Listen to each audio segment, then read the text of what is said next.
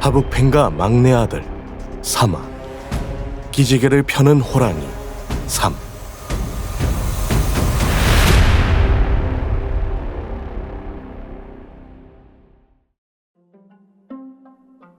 당당한 팽무성의 말에 철호는 말문이 막혔다. 철호가 가져온 4권의 비급, 모두 팽가의 기본 무공으로 2개의 도법, 1개의 권법과 보법으로 구성되어 있었다. 확실히 잘 골라오기는 했어. 기본 무공은 전생에 죽도록 경험했다. 전생에 경험이 있는데 필요한 과정은 아니었다. 팽무성은 비급 하나를 잡아 펼쳤다. 맹호 도결, 하북팽가 도법의 기원. 보통이라면 가볍게 익히고 다음 무공으로 넘어간다. 하지만 전생의 팽지역은 오히려 집요하게 파고들었다. 피도 섞이지 않은 고아 출신. 성과 이름만 운 좋게 얻었기에 장서각에서 열람할 수 있는 무공의 수가 매우 적었다. 그렇기에 익힐 수 있는 것에 집중했지만 오히려 그것이 결국 득이 되었다. 훗날에서야 장서각의 열람 제한이 풀리고 직계 중 일부만 익힐 수 있는 혼원 병력 신공과 혼원 병력도를 받은 것도 마교 중원 침공이 본격화되었을 때다. 약해진 하북팽가로서는 마교의 침공에 무력하게 휩쓸릴 것이 분명했다. 그래서 자신을 앞세워 방패막이로 세울 속셈이었다. 그때는 전쟁 때문에 새로운 무공을 익힐 시간도 없었지. 도왕이라 불릴 때에는 이미 독자적으로 창하는 무공이 완성된 시기다. 새로운 무공보다는 원래 익히던 무공의 깊이를 더하는 것이 전장에서 살아남는 길이었다. 게다가 팽호대를 직접 이끌며 거의 모든 시간을 전장에서 보냈다. 여유롭게 장서각에 방문할 시간 따위는 없었다. 직계와 반계의 차이가 확실히 체감되네. 장서각의 3층은 직계 혹은 가주의 허락을 받은 이만 들어올 수 있다. 팽무성이 3층으로 가는 계단을 밟았다. 전생에서도 밟아보지 못한 계단을 지금 오르고 있었다. 기다리고 있겠습니다. 철호는 올라갈 자격이 없기에 2층에서 기다려야 했다. 그래, 어느 문파든지 차이와 차별은 있다. 본산 제자와 속가 제자, 직계와 반계. 하북팽가는 유독 그 차별이 심했다. 당장 남궁세가만 해도 직계와 반계에 상관없이 오로지 재능과 실력으로 대우했다. 팽무성은 그것이 5대 세가의 정상으로 군림하는 이유 중 하나라고 생각하고 있었다. 반면 하북팽가는 20년 전에 5대 세가에서 방출되는 초유의 사태가 벌어졌다. 5대 세가라는 개념이 확립된 이후 처음 있는 일이었다. 하지만 하북팽가는 시대를 탓할 뿐 스스로 변화할 생각은 하지 않는다. 본가도 이제 바뀌어야 한다. 아니면 천천히 도태될 뿐이다. 그리고 전생에서 그 과정을 직접 보았다. 소가주, 나아가 가주가 된다면 좀 더 손쉽게 하북팽가를 바꿀 수 있을 것이다. 그래야만 마교의 침공에서 살아남을 힘을 키울 수 있다. 생각에 잠긴 채 책장을 둘러보던 팽무성의 걸음이 멈췄다. 찾았다. 팽무성이 장서각에서 찾던 것은 오직 하나였다. 산왕 굴림보. 팽가의 도는 산왕 굴림보를 익혀야 진정한 힘을 보이지. 산의 왕인 호랑이. 호랑이는 날래고 용맹하며 사납다. 그런 호랑이의 움직임을 그대로 담아낸 것이 산왕 굴림보. 산왕 굴림보에 팽가의 도법이 더해지면 말 그대로 하늘이 무너지는 위력이 나타났다. 하지만 전생에서는 산왕 굴림보를 배우지 못했다. 기껏 파생된 비호보를 익히는 것으로는 만족할 수 없었다. 결국 직계가 펼치는 산왕 굴림보를 훔쳐보며 이를 대체할 새로운 보법을 직접 창안해야 했다. 그렇군. 패왕진보는 이 부분이 모자랐었어. 산왕 굴림보를 훑어본 팽무성은 고개를 끄덕였다. 한눈에 모든 것이 일목요연해졌다. 전생에 창안한 패왕진보는 산왕굴림보에 비해 더욱 패도적이다. 그러나 산왕굴림보에는 패왕진보에는 없는 여유, 당당함이 있었다. 시작이 잘못되었었다.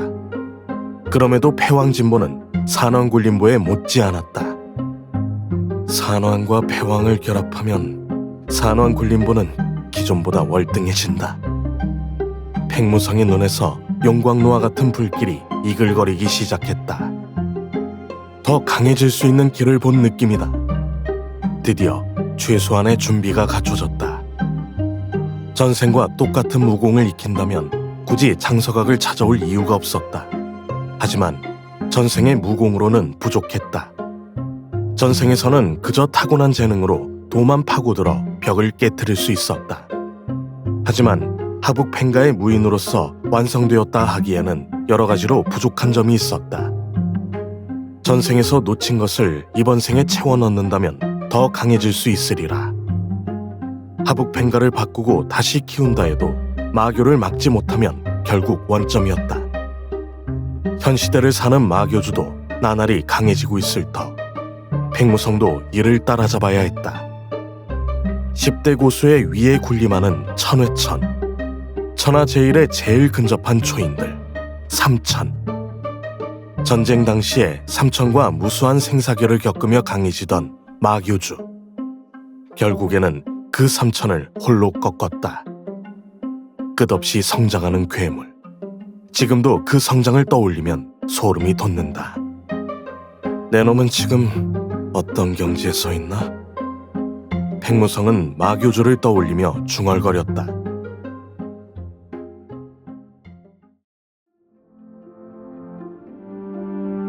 팽무성이 무공을 수련한 지 넉 달. 그 시간은 팽무성이 흘리는 땀이 늘어날수록 더 빠르게 지나갔다. 산왕 굴림보를 밟으며 맹렬하게 돌을 휘두르는 팽무성. 도가 시원하게 대기를 갈랐다. 방구석 폐인의 모습은 사라진 지 오래다. 전신에서 슬그머니 올라오는 사나운 기세. 산의 호랑이가 연무장으로 내려온 듯했다. 수련하신 지 반년도 채 안 지났다. 팽무성이 돌을 휘두르는 모습을 보면 가끔 놀랄 때가 있다. 만약 자신이 저 돌을 상대한다면 받아낼 수 있을까? 팽무성이 돌을 잡은 시간을 생각한다면 정말 우스운 일이다. 말도 안 되는 성장 속도를 보이는 팽무성이다. 사실 처음 돌을 잡을 때도 예사롭지 않았다. 자연스레 돌을 잡는 손, 전신의 힘을 낭비 없이 도에 싣는 감각까지 익히는 무공도 막힘없이 성취를 늘려갔다. 경악을 넘어 의아할 정도였다. 저런 사공자가 둔재라고 불렸다고? 이런 재능을 가지고 무언가 잘못되었던 것이 아닐까? 둔재가 아니라 천재였다. 사공자가 수련하는 것을 보면 마치 고수가 무공을 처음부터 다시 익히는 과정을 보고 있는 것 같았다. 이런 일도 재능이라는 이유로 설명할 수 있는가? 철호는 팽무성의 수련을 보며 눈을 떼지 못했다. 경이로울 팽무성의 성장 속도도 있지만 주요한 이유는 따로 있었다. 바로 사공자가 익히는 도법 때문이었다. 저 도법을 보다 보면 막힌 벽을 깰 수 있는 깨달음을 얻을 것 같았다. 철혈 맹오도라 했었지. 철호가 한 번도 듣도 보도 못한 도법. 하지만 그 근간이 맹오도결에 있다는 것 정도는 알 수 있었다. 결국 하북펜가의 무공이라는 것인데 철호는 왜 모르고 있을까? 그 이유는 전생의 팽지역이 자신의 깨달음을 넣어 장안한 도법이기 때문이다. 팽무성은 수련을 하는 동안 어제보다 강한 오늘의 자신을 볼 수 있었다. 전생의 심득이 빠르게 육체에 녹아들었다. 도왕의 깨달음을 온전히 빨아들이는 팽무성의 육체는 다시 놀라움을 자아냈다. 기존의 팽무성의 육체, 전생의 팽지역의 경험, 이 두 가지가 맞물려 경이로운 결과를 만들어내고 있었다. 철혈 맹오도를 펼치던 팽무성은 도를 거두었다. 이제 도법을 발성까지 익혔다.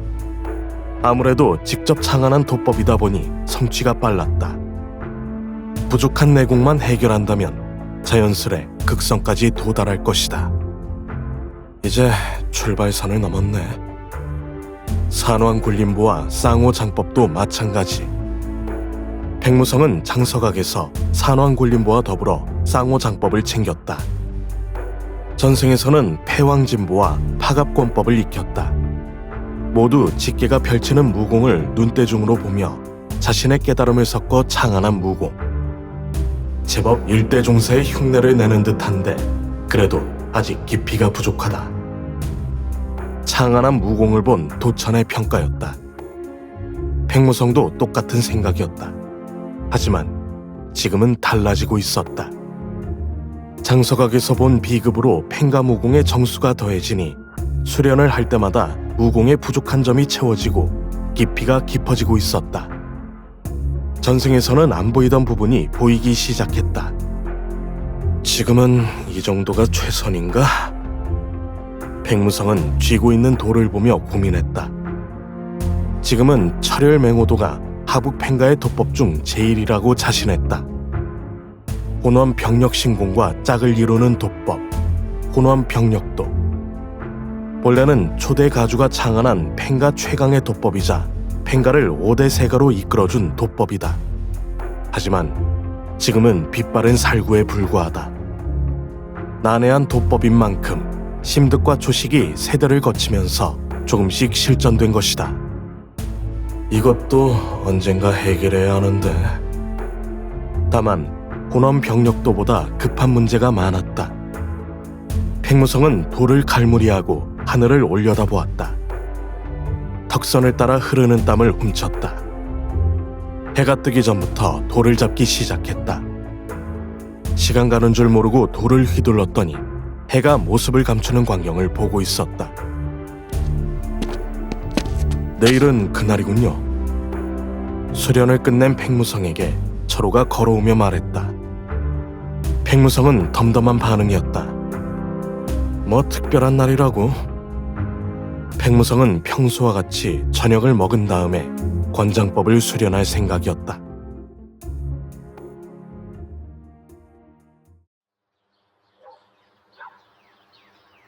해가 중천에 떴다. 하북팽가의 사공자가 머무는 사주각은 여느 때와 같이 조용했다. 평소와 같지만 전각 앞에 서 있는 가월은 살짝 씁쓸한 얼굴을 하고 있었다. 내가 뭘 했어? 큰 기대하지 말랬지? 공자님. 됐어, 들어가자. 식겠다. 다시 전각으로 들어가는 백무성. 가월은 한숨을 내뱉으며 다시 시선을 돌렸다. 혹시 누군가 오지 않을까 하면서 말이다. 올해는 한 분도 안 오시네. 오늘은 사공자의 생일이었다. 본가에서 백무성의 생일을 챙기지 않은 것은 오래된 일이다. 어릴 적에 백무성이 원하지 않았기 때문이다. 대신 사주각에서 생일을 조촐하게 축하하고 손님을 받았지만 해가 갈수록 손님과 선물의 수는 확 줄어들었다. 가월아. 전각 안에서 다시 들려오는 백무성의 목소리에 가월은 결국 전각 안으로 들어갔다. 전각 안은 갖가지 음식의 향으로 가득했다. 생일을 맞아 모두 가월이 새벽부터 준비한 것들이었다. 생일을 축하하러 오실 손님들을 대접하기 위해 양도 푸짐하게 했지만 아무도 방문하지 않았다. 결국 10여 가지 음식이 놓인 탁자에는 백무성과 철호, 가월 이렇게 세 사람이 앉았다. 가월아, 새벽부터 고생했다. 고맙다. 가월이 오늘 제대로 힘을 쏟았군요. 맛있게 먹는 두 사람을 보며 가월도 결국은 웃음을 지었다. 많이 드세요, 공자님. 철호이도요. 음식을 먹던 백무성이 가월을 힐끗 봤다. 웃으며 식사하고 있지만 한편에 그늘이 져 있었다. 가월아, 아직도 마음이 쓰이는 거냐? 백무성의 말에 가월은 속내를 들켜 얼굴이 붉어졌다. 죄송해요, 공자님. 저도 속상했어요. 나는 신경 쓰지 않으니 너도 크게 마음에 두지 마라. 네, 공자님. 백무성은 가월과 철호를 보더니 말했다. 10년. 갑작스러운 말에 가월과 철호는 그저 백무성을 바라보기만 했다. 10년 뒤에 내 생일에는 많은 것이 달라져 있을 것이다. 하는 장수, 손님의 수, 선물, 여러 가지가 말이다. 백무성의 말을 듣던 가월의 얼굴이 밝아졌다. 반면 철호는 사뭇 진지하게 백무성을 바라보았다. 사공자가 한 말이 훗날에 생일잔치를 크게 벌인다는 뜻이 아니었으니까. 단순히 낙담하는 가월을 위로하기 위한 말이 아닌 스스로 다짐을 하는 것처럼 느껴졌다. 물론이에요, 공자님. 가월은 씩씩하게 말했다. 그렇게 될 수 있도록 서로 힘내자. 백무성은 술병을 기울여 가월과 철호의 잔을 채워주었다. 술잔이 부딪히는 소리가 조용히 들렸다.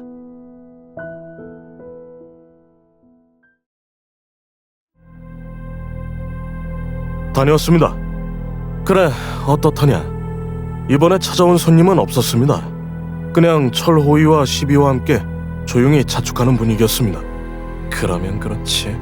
한심하긴. 수아의 보고를 듣던 사내는 자리에서 일어났다.